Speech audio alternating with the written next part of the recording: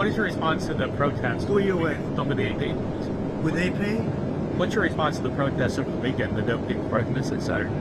I think it's a joke. I looked at the people. They're not representative of this country. And I looked at all the brand new signs paid for, I guess it was paid for by Soros and other radical left lunatics. It looks like it was. Checking it out. The demonstrations were very small, very ineffective, and the people were whacked out. When you look at those people, those are not representative of the people of our country. Mr. President, besides San Francisco... And by the way, I'm not a king. I'm not a king. I work my ass off to make our country great. That's all it is. I'm not a king at all. Besides San Francisco, are there other cities you're actively looking at the National Guard right now? Yeah. What about it? I'm just wondering if you could comment on that. Well, we've used the National Guard to be very successful in Memphis. You can see the numbers there falling like rocks. Washington, D.C., Chicago is getting better, even though we're going through a lot. We're trying to do it in a very nice way. I'm allowed, as you know, as president, like 50% of the presidents have used the Insurrection Act. You can use that.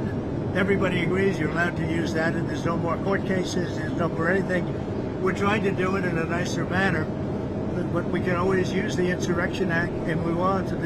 You take a look in the past, one in particular president used it 28 times during the course of our presidency. So we're allowed to do that. We thought we could do it in a very nice way. All we want to do is have safe cities. We're not looking for anything that would be spectacular other than crime-free become spectacular. We want to have great crime-free cities.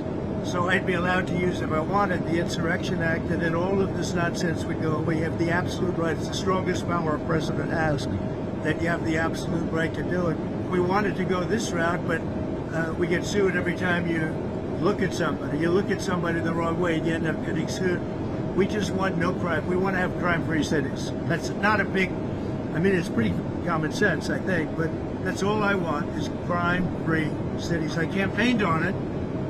It's become, I think, even more successful than we thought because of the tremendous success that we had literally in 12 days in Washington, D.C. And it continues. Well, Washington, D.C. was so proud of it. People are eating in their restaurants. Restaurants are opening. All the stores and restaurants were closing. You couldn't walk down the street without being mugged or worse. And now it's a safe city. It's considered a very safe city. And it's safe because we took 1,700 people out of there and brought them back to where they came from. Yeah. You said you're going to South Korea and best meet with China. I am. Yes. Can you tell us more about your goals for your trip to Asia? Where else you might be going? I have a very good relationship with President Xi of China. We're having disputes on things. They're paying us a lot of money, tremendous amount of money in tariffs, and they'd probably like to have it be less. And we'll work on that, but they have to give us some things to do. Right now, China's paying a tremendous amount of money in tariffs, like they've never paid before. They paid a lot during my first administration, my first term. Now they're paying an unbelievable amount of money to the United States. They probably can't pay that much, and I'm okay with that. We can lower that, but they have to do things for us too. It's no longer a one-way street. What would you lower it to? Depends. We want to see what they want. One of the penalties we have is because they're sending in fentanyl, we have a 20%. As you know, a 20% tariff on that, but they'd be paying about 157% tariff, which is, record-setting type tariff. I don't want them to do that. I want to help China. I'm not going to hurt China, but they have to give us things. Mr. President, on soybeans, are you confident that you'll I want them to buy soybeans. One of the things I want is China's going to buy soybeans. I want China to stop with the fentanyl. Very, normal things. I don't want them to play the rare earth game with us. But you want them to, but you think they will make a deal on soybeans? I do believe, because otherwise I'm not going to make a deal. No, I want them to buy. Our farmers have been boycotted by China as a negotiating point. I don't want that. Our farmers are great, and in particular our soybean farmers. And I want them to start buying soybeans at least in the amount that they were buying before. And I believe they'll be able to do it. But sticking with soybeans, and when Argentina, you're looking to that deal with Argentina available. So, with respect to beef? Are we expecting a beef deal? I assume you're talking about beef, yeah. No, to get beef prices down. The only price we have that's high is beef, and we'll get that down. And one of the things we're thinking about doing is beef from Argentina. But my question is, what do you have to say to U.S. farmers who feel that the deal is benefiting Argentina more than it is them, as they are a top Argentina's fighting for its life. Young lady, you don't know anything about it. They're fighting for their life. Nothing's benefiting Argentina. They're fighting for their life. You understand what that means? They have no money. They have no anything. They're fighting so hard to survive. If I can help them survive in a free world, I happen to like the president of Argentina. I think he's trying to do the best he can, but don't make it sound like they're doing great. They are dying. All right, they're dying. What do you mean by a beef deal, sir? We would buy some beef from Argentina.